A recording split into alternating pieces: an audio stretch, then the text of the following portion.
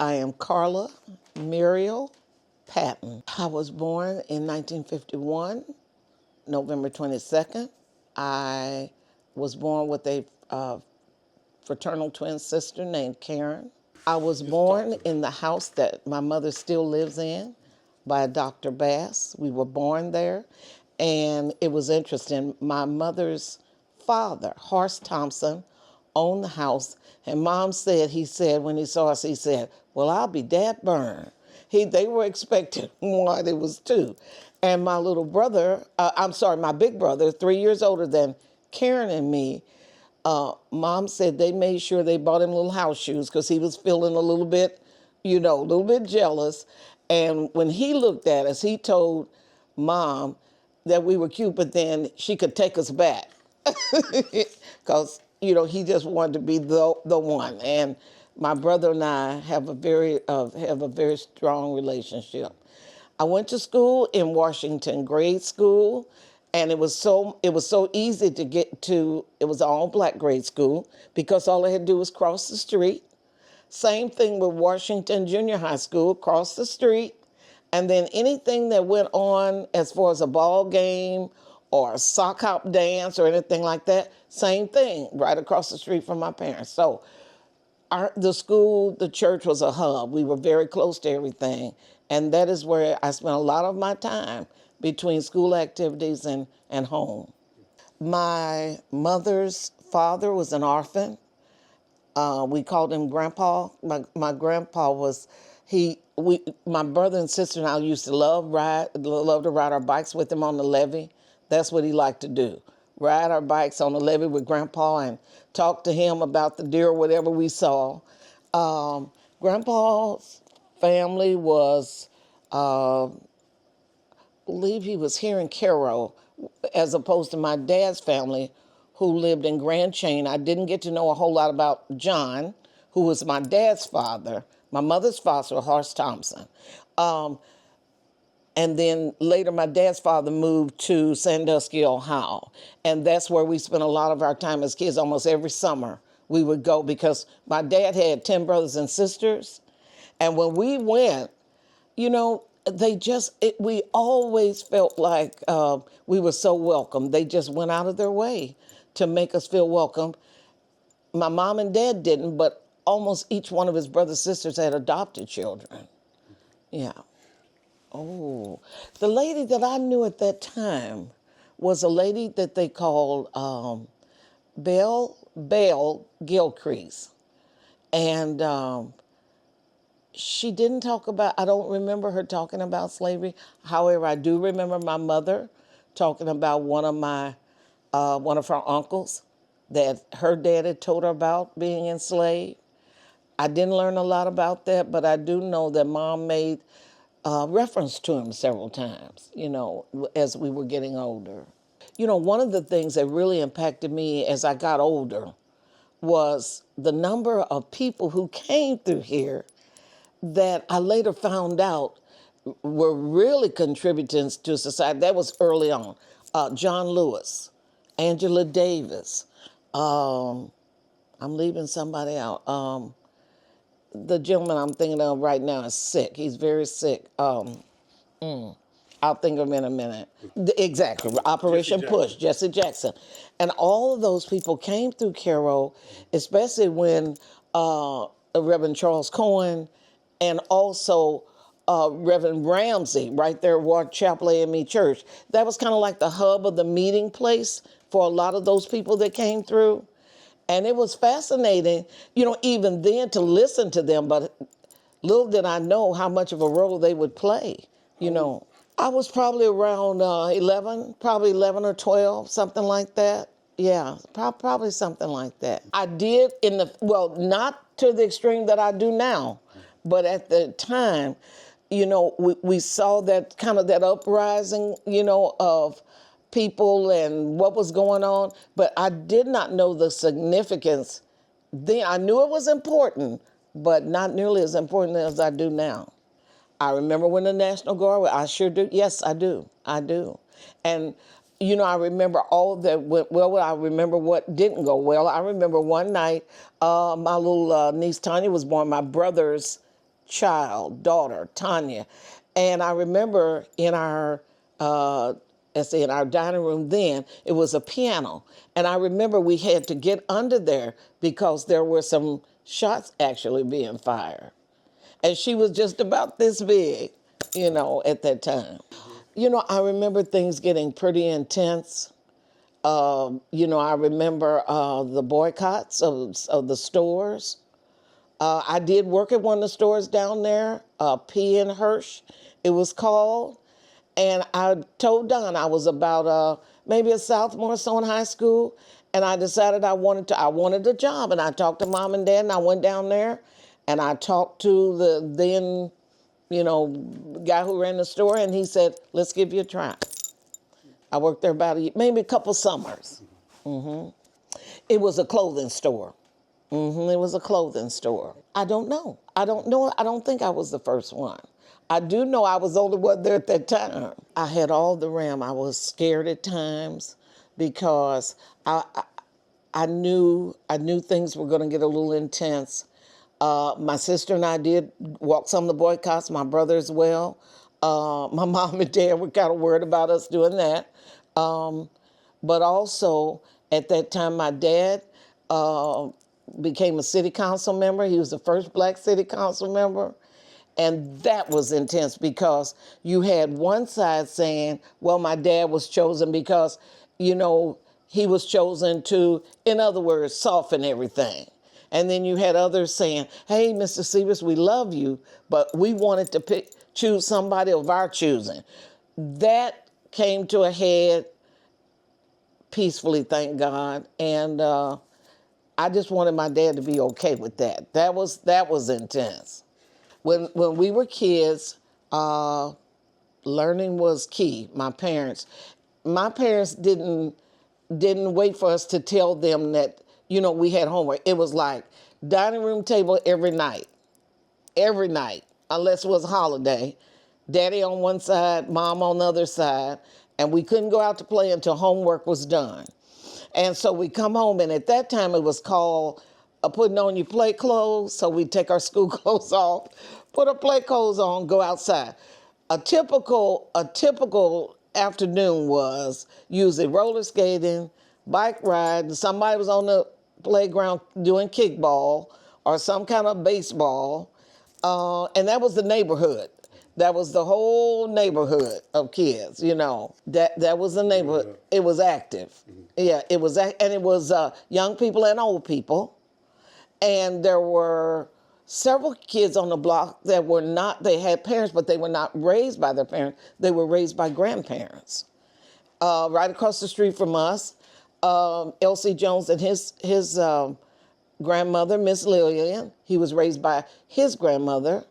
And then right a block from us was a young lady, Judy Ridley. Her mom, I knew her mom, but she was raised by grandparents. So, yeah, we had young people on the block and we had old people on the block.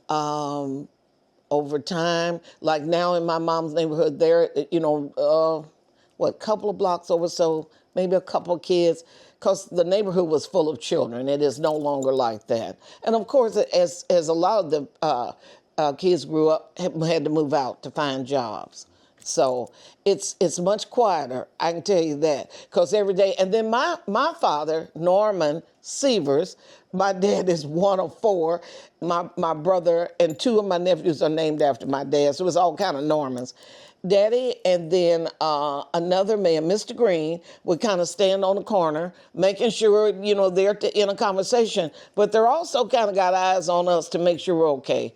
Daddy was the fix-it guy, so if a chain came off a bike, he was putting it on, he and Mr. Green, or a tire went flat, one of them was trying to help. So Mr. Green and Pop were the two that were standing there on the corner. They were in conversation, but you better believe somebody had an eye on us too.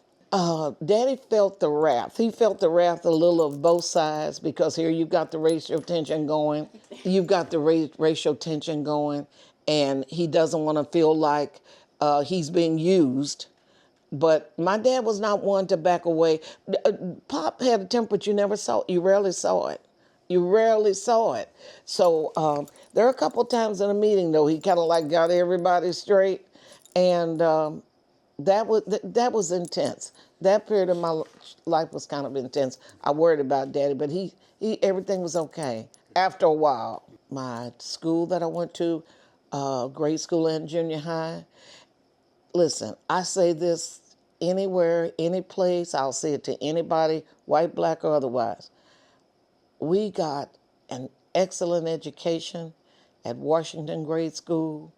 Washington Grade School was all black teachers. I know of people that can't name one teacher.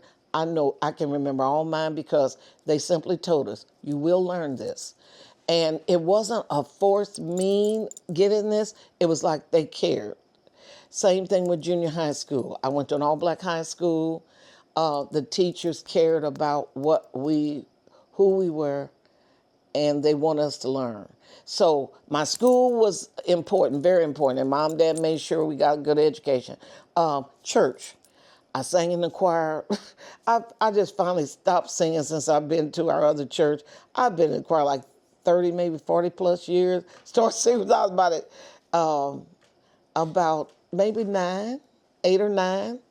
And Mrs. Mays and her husband, one of my favorite pastors, when I can remember I went to 19th Street Church, she organized our little choir, and I was singing ever since, Loved her, loved him a lot. Absolutely, absolutely. For black families, churches were the hub.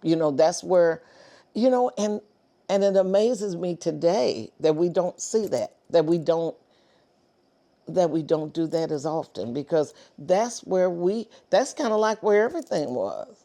You know what? When I was going to grade school, I just really, we were in our schools and they were in their schools. And of course, there were more schools going on than there is now, because we had Catholic schools and then we had other grade schools as well. There wasn't a whole lot of interaction between the two races, at that time. But now we have couples in town that are married black and white, and I mean, they have no issues that, just good people. Harry Williams is one of the ones you're going to see today. He's married to his wife, Dina, and they've been married, Don and I have been married 51 years. They've been married probably as long or close to that. When I got to, I didn't, when my sister and I graduated from Washington Junior High School, the schools, they decided at that time, the powers that be, finally they're going to integrate the schools. And so my brother went a year to Sumner High School. That was all black high school. Norm loved Sumner, did well in Sumner. Just to show you how old Sumner was, my mother graduated from Sumner. That's a long time. But Norm told mom and dad, well, if Karla and Karen are going to Cairo High School, then I'm going, because I'm going to I'm going to make sure my sister's okay. And that's what he did. And that's when we start to see some of the, I met a couple of friends that to this day, I still consider them friends, white friends, met, and it's like we knew each other all along. We have our differences, but I'm not afraid to tell her my difference. But we did see some fights at like PE, or some fights about certain things, and I would hear them at the end of the day. Well, they got into it, it's so and so, and so we knew there was some problems with us, finally getting there, but that all said, that all kind of died down as well, as it, not overnight, but a little at a time. It was more the students. Mm-hmm. It was more the students. You know what? I didn't worry about that. We did have a Reverend Ramsey who was, I don't know, I imagine Reverend Ramsey is dead now. He was one of the most prolific leaders as far as, the black church. I did not go to Ward Chapel Church, but in the summer, I would go to the Vacation Bible School. Loved it. we would have it for, now we barely have it for 2 or 3 days. Then we'd have it 2 weeks in a row. And it was so neat because, you got to know other kids then. And then if you had a crush on a little boy then, you could see him every day for 2 weeks, which some of us did. But anyway, that was Reverend Ramsey was just cool. He was just really cool. And you're right. That's where things, I have a picture. I think Don has the picture of so many of us there in front of the church. I cannot find myself. I see my mother. I see Karen. I see a couple of my friends. I don't know where I was that day, unless I was behind somebody when they took the picture. But that's kind of where, and then as we got older, graduated high school, then we were pulled into our chapel as teachers. So then we taught Vacation Bible School. I think you interviewed Connie Williams. She was one of them. My sister Karen Atkinson was another. I was asked there. A friend of mine that died, Bertie Cruther, was another one. We were then asked to be a part of the teaching staff, which we loved. Yeah. We didn't have access to the upper level jobs at that time. I'll just use my dad. My dad he worked at the hospital as maintenance, a maintenance man. Daddy was kind of like the head of maintenance. And so if somebody had problems somewhere, somebody come to my dad. But Daddy was kind of well known. And so, I remember even when my dad died, one of the girls at the Wonder Market would say, "We miss Mr. Severs." Because Daddy just liked people. He liked people. So when some would go on there, somebody's family member died or sick, Daddy always there to ask, "What can I do to help?" So he was, they didn't have access though at that time to upper level jobs. So not saying that people didn't work to take care of their families, they did, but not at the level that, say, like a white man would be able to do. Dr. Bass, also thank you, also Dr. Chambliss. Dr. Chambliss was here. Because, thank you for reminding, Dr. Robinson, who lived in Mounds, Illinois. They were, yeah. And Dr. Chambliss did not deliver me, but one of his sons used to come by the house. But I love reading. So I would sit on the porch, and it was, blacks knew blacks, whether we were here, you know what I mean? And I would sit on the porch, and my dad would come out on the porch, and he'd say, "Sweetheart, I paid the light bill. Why are you out on the porch reading?" And then before Daddy could finish saying that, Dr. Chambliss would come by. "Get off that porch, ruining your eyes." So finally, I just go in. Give an example. My brother's a sportsman now. Norm has always been a sportsman, but not to the point where now Norm runs marathons, he kayaks, he plays tennis, he does whatever. But when he was in high school, Norm wanted a motorbike. And I remember, and I'm gonna tell you why I'm saying all this. Norm wanted a motorcycle, but a white young lady named Sherry Robinson was seeing this guy, white also, and we were about juniors then, I think. And so this young man was coming into Cairo from being out on a ride with some of his buddies. A huge truck slid sideways. He went under the truck and decapitated. The high school was like a morgue. You go in there, and Sammy, they'd have his seat, because, we go in the library for you'd have a library period, and mostly all the kids sat at you just kind of have your own place where you like to sit. They draped this little thing over this chair. And I'm telling you, it was so frightening. And then to have my brother to want one, at first my dad was saying, "Norm, we're going to let you have it." And then all of a sudden, Daddy was like, "No." He was like, "No." And then he'd go to Mom. "Well, Mom, that's not fair. That doesn't mean because it happened to Sam, it's going to happen." And finally, Mom and Dad both told him, "No." Dad said, "I'll tell you what, we'll get you a car. We'll do a car." So he would redo 56 Chevys and all that. Okay, so he gets the Chevy. He goes over on Commercial Avenue, and he and some guys are peeling off over there.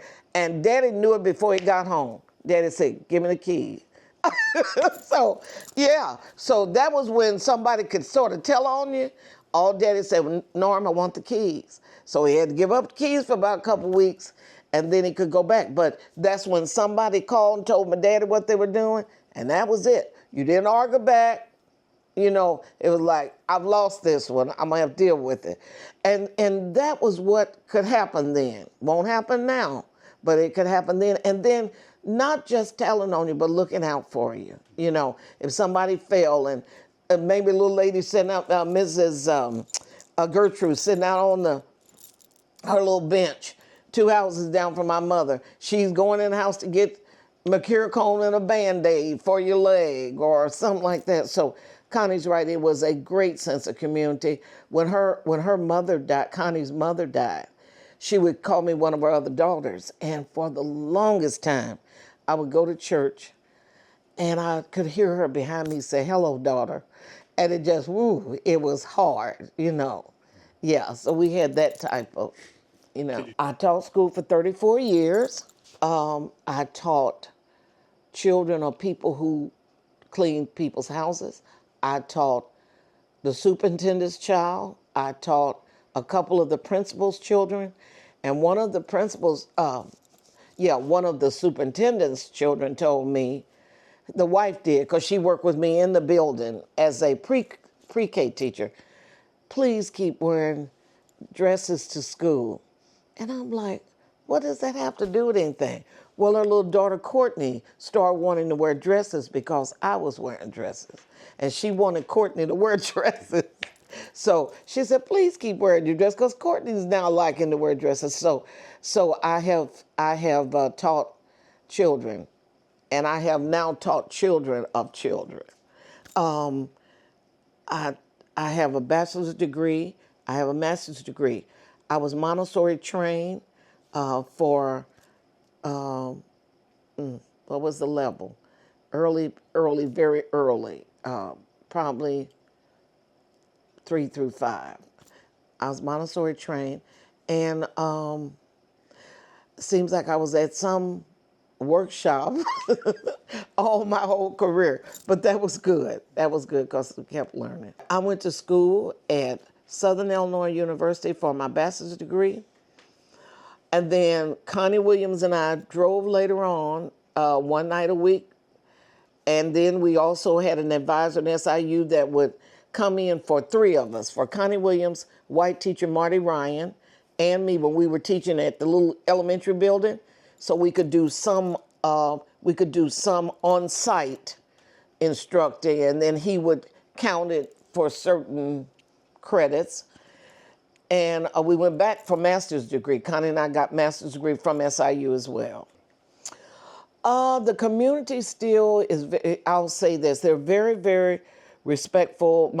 My mother, when we were younger, Karen and I, probably about 5th or 6th grade, we would go across the railroad tracks every day to meet my mother, coming from a little, it was a little like satellite library in Pyramid Courts, where my husband was raised. At that time, my mother would help students out there check out little books, and sometimes she listened to a kid read. One girl I know credits, her name Gloria Wigg, credits Mom for teaching her how to read. I don't think Mom taught her how to read, but I know Mom listened to her a lot. And here's the interesting thing. Mom knew of Don before I knew Don because Don's dad worked as maintenance in Pyramid Court. He was head maintenance person. So Mom would come home talking about Freddie's boys. And I'm like, well, who's Freddie's boys? It was Jerry and Don. And I sort of met Don in junior high because he had a crush on one of my friends. You know, and then somehow we kind of started liking each other. And that was sort of like in junior high school. But I miss that. I miss a lot of that sense of, you know, community and who was who, because honestly, people are still very, very respectful to my mother, but my mother was very respectful to them. And not only that, Mom liked working there. She liked helping the students. You know, she really did. And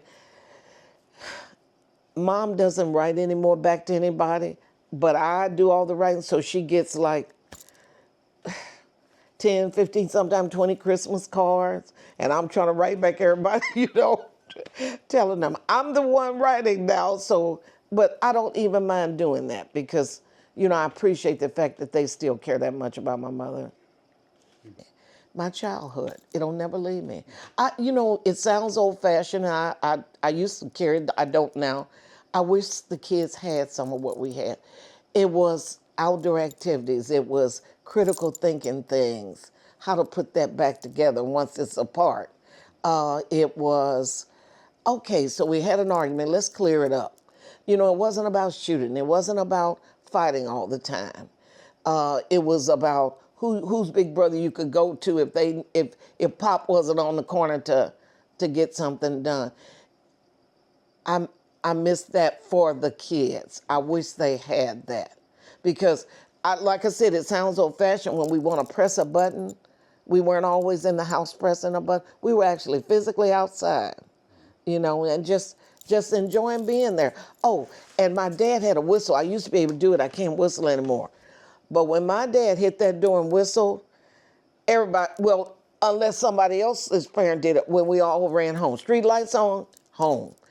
And so, you know, we all kind of had the same expectations. I remember one time Connie said, we were talking to somebody and she said, well, we didn't care if somebody had something they were going to and we couldn't go because none of us could go. You know, so we all kind of had the same rules. So say like if they were doing something we couldn't do, well, we were probably all home anyway. My sister, me, Naomi, my other best friend in Phoenix, and Connie, we were all home anyway because our parents were like, nope, not going to that. So we really didn't care at that point. My church, that will always be a place where where I started as a kid, and my mother started taking us to Sunday school. My dad didn't go originally, but Mom, if we went, she was taking it. She didn't send us, she took us. And that made a huge difference for me. You know, her physically taking us and not just saying, go. But that was my parents.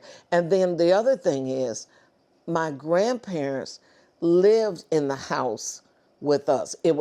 The house belonged to my grandfather, my mother's father. So we didn't have to worry about babysitters. We didn't have to worry about where the next meal was coming.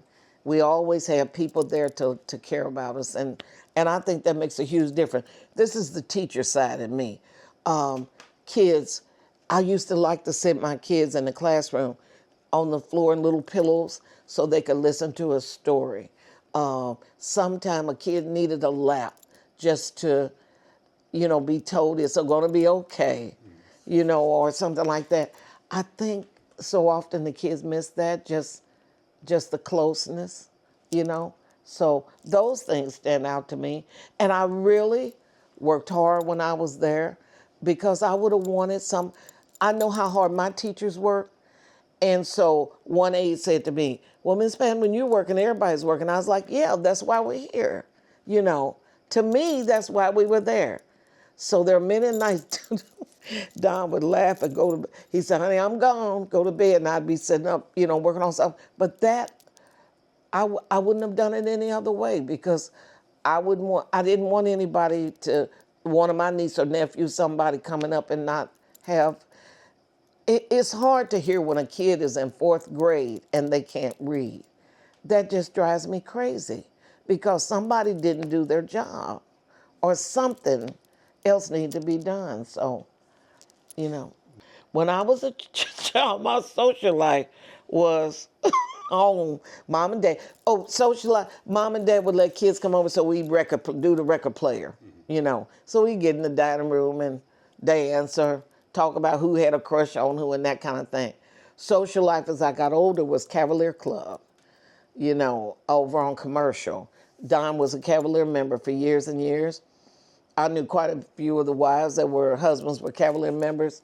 So that was for quite a while. You know, the dances or sometimes something Martin Luther King, some other, or somebody's birthday party or like that. That was a lot when I was an adult, the Cavalier Club, and I felt safe there. When I was, let's see, how old was I now? Maybe we were married. Were we married? No, we weren't married. We went to a house party. House parties were the thing.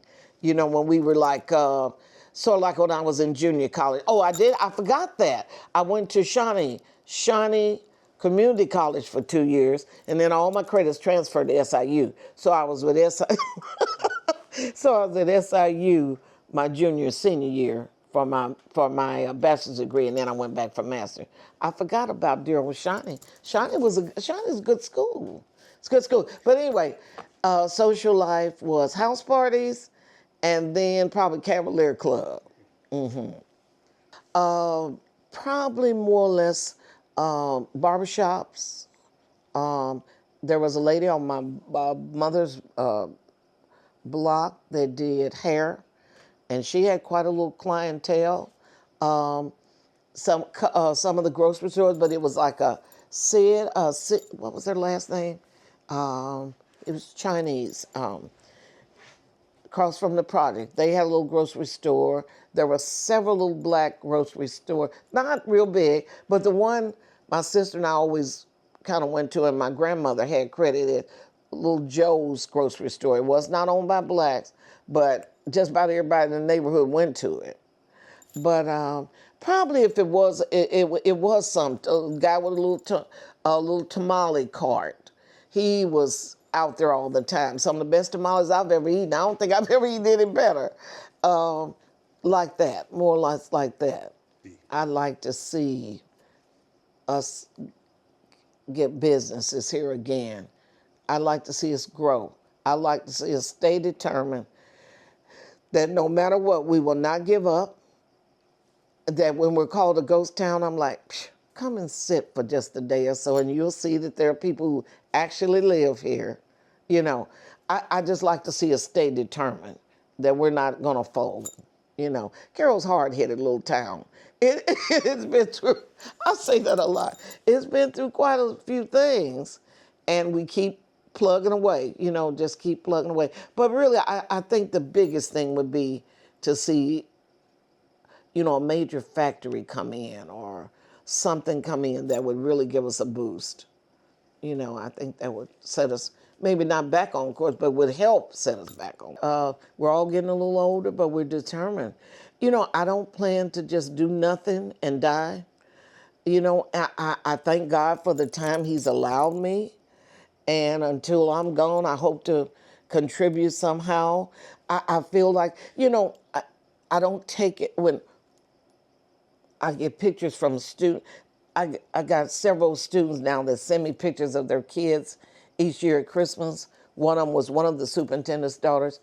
And it's really nice when you hear a student or somebody say, I'm doing this because you taught me this, or you taught me that way, or I don't take it, my head doesn't get big and I'm like, oh, I'm best thing.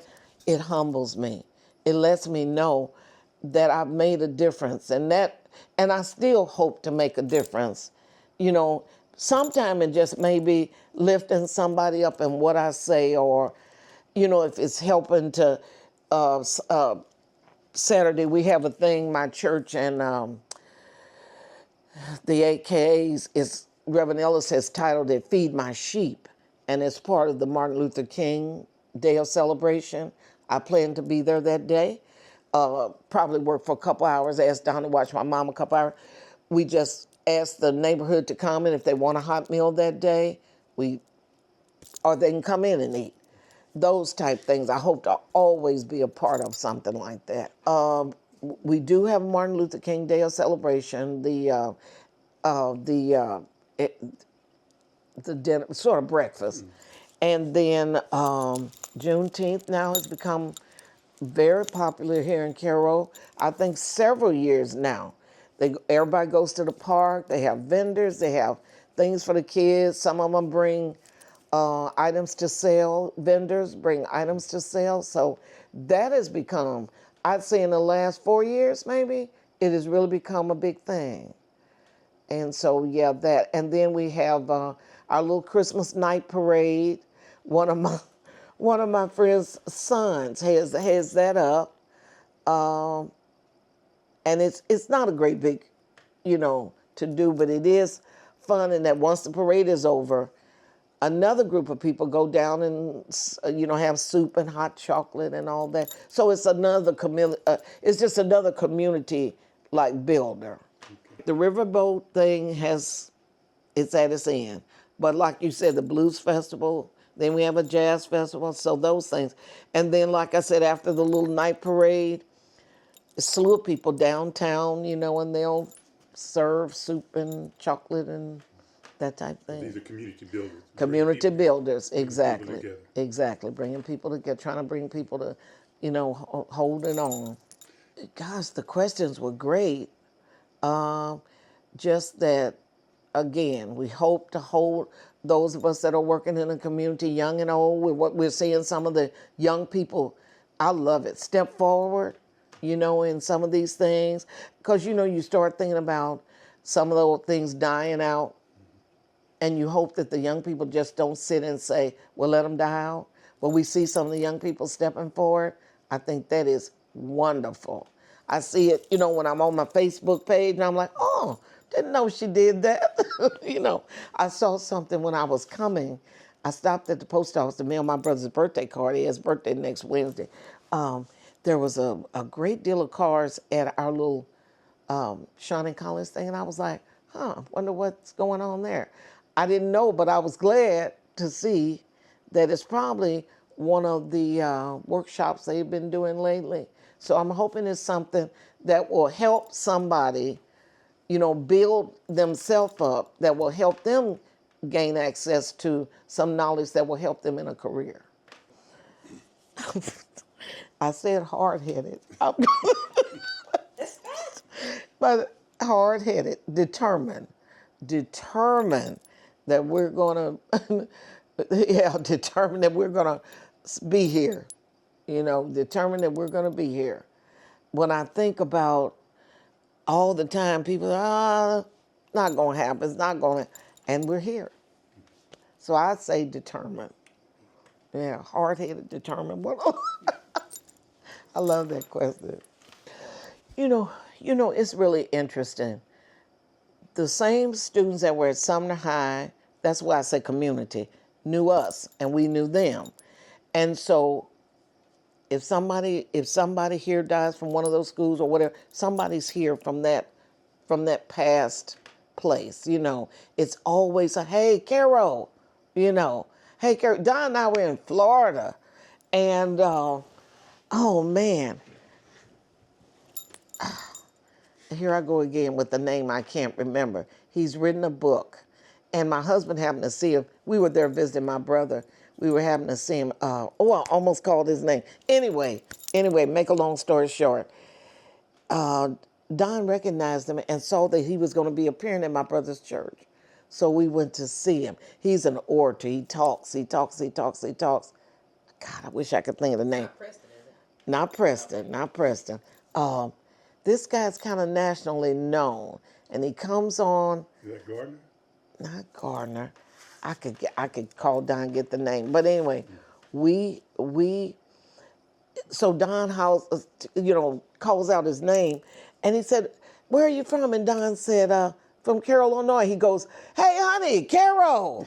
So even he, Cairo is, we've got lots of Sumner students out there, many different places. You've got students also Black from Cairo High School, and also that attended junior high and grade school, like Reverend Derek Urels and some of those people like that. Derek, if you say Cairo, somebody's going to kind of know who you are and where you're from. And a lot of them will come home for certain things, Used to be the Sumner reunion, when they would come in and they'd have a day on Labor Day weekend.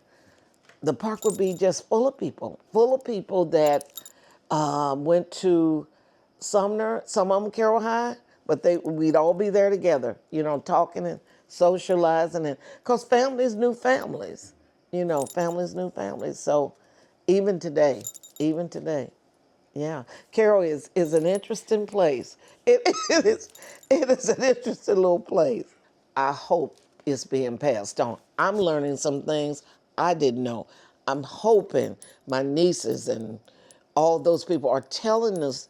That's what I'm afraid of, that we're not telling them enough of the history. I'm praying that we are. I'm praying that we are, because it is some interesting history. You know, I read John Lewis's book, and he mentions Carol in the book. I did not read one of Angela Davis's or Jesse Jackson, but I read his book, and he mentions us. Um, my brother and Don and I think Jay Dumas at State Farm, they're going to ride across the Pettus Bridge, I think in March. It's either in February or March. And I think that's so cool. I wish I could go with them, but I can't go with them. They're going to ride across. And I hope they come back and, do a little spiel on that. Talk about it, and give a little something to the press about it. As a matter of fact, I'm going to tell Don and Norm they won't have any problem with that. You know, they just want to do that. I love that. I love that. So I'm hoping that we are doing that. That, when I was in school, what did we hear about the cotton gin, Abraham Lincoln, George Washington, and now here we hear all these fabulous things. So my sorority has this little thing for some of the young women that we're doing, and they're hearing a lot about some of the history, which I'm super glad for. But I'm really hoping that parents are taking the time to do that. It's so important. It's so important to me. Like I said, I'm still learning things that I didn't know. I mean, just think about what this country would have been like without us. Without us. And I mean, it was so cool to see, like I was telling Lloyd, see those people, but still not realize to this day, I'm like, oh my gosh. And I saw him, knew the impact. No, knew the importance, but didn't know the impact, But now I do. I read John Lewis's book, and I was on a high for a good month. I really was. I was like, he was so cool. Didn't seem violent, all just kept going. Just kept going. And that's what reminds me of Cairo. We just keep going, regardless of what anybody said. Get frustrated, get angry sometime at each other, but we keep going, telephone conversations, the black church. I can remember flyers coming in. And that's interesting because I had one pastor that just really didn't seem to want any part of it. In other words, to come through the church. But I'm like, to me, you don't have to take sides in order to make sure that the information is being passed along. Don't have that problem now. But the information, mouth to mouth, telephone, newspaper. We had a couple by the United Front newspaper that was passed along. Sometime in the Cairo Evening Citizen, But usually it was something. You know how that went. Yeah. So things like that. But yeah, that's how it was passed along. Learn your history, and if you don't know it, talk to your parents, talk to grandparents. Find out your role in not just living, but in living to make something better for somebody else.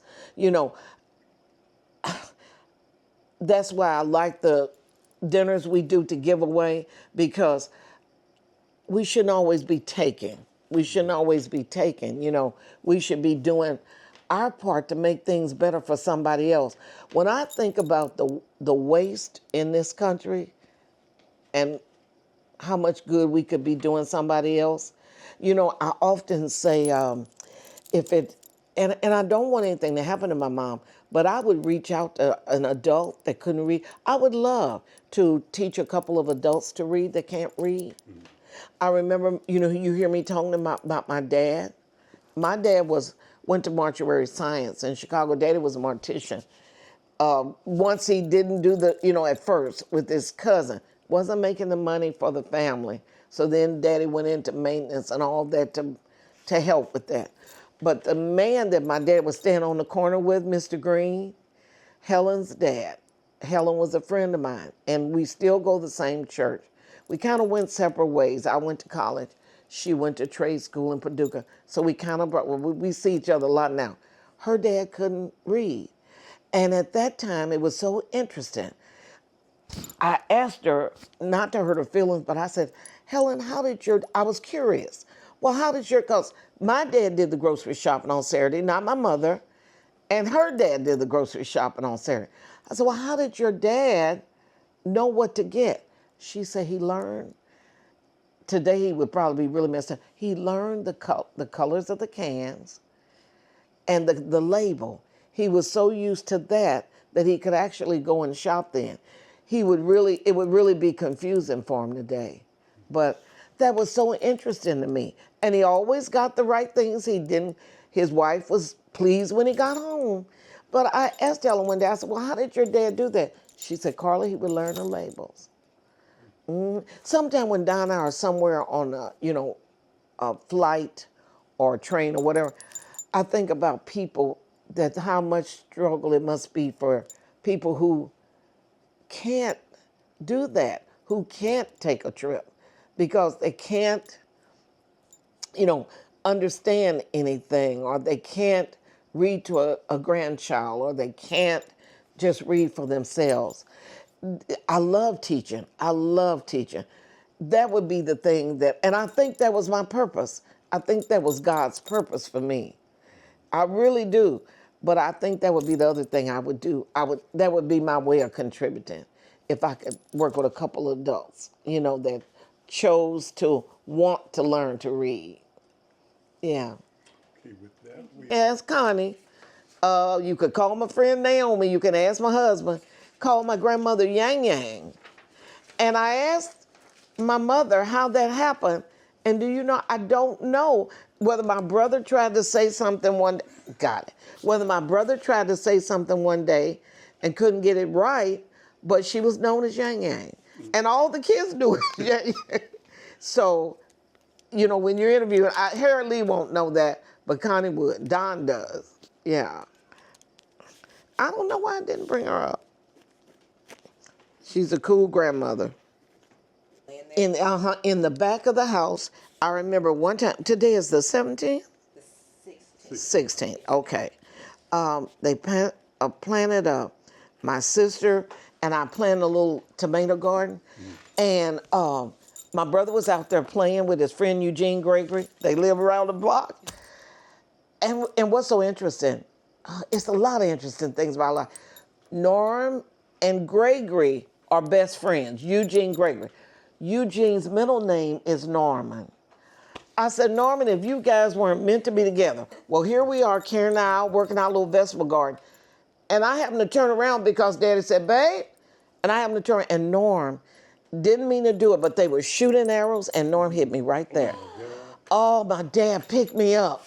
I remember and ran in the house, and my grandmother and mother tended to it. And it used to be, and those bows and arrows, they were steel tipped. Dad cried because he was afraid it was almost my eye. But the place just kind of went up in my hairline. And Norm... Didn't break a bone or anything? Norm threw the bow away. He didn't want it anymore. A bone? No, it didn't break a bone. Didn't break a bone. Bled like everything. But they doctored me and I was okay. And after that, Norm didn't want it. It was like, I hurt my sister, don't want it anymore. But I was good. But yeah, we were back there tending our little tomato garden. Miss Connie, when we were interviewing her, related a story about you and her and I think a couple other students. Was it Karen? I don't remember the other name. But okay. When you were at SIU, you would come back to sing in the choir on Sundays. That's right. Went to a sorority meeting. Was that the one she sent out? Went to a sorority meeting? No, she said that was one of your routines. Because you all sang in the choir. There you go. There you go. And we would fly back come back in the car where we were, go to church next, like you said, didn't want to miss. And then Karen and Connie also were kind of over the youth at our church at one time. And we had been at a sorority function. We missed the rest of the sorority function so we could come back and do the Easter program with the kids. So, a lot of it was about the kids. We were all teachers. Connie was a teacher and a principal. Karen taught special ed. And it was always about it seemed to be always about the kids. And we didn't mind that. We didn't mind that, Well, it's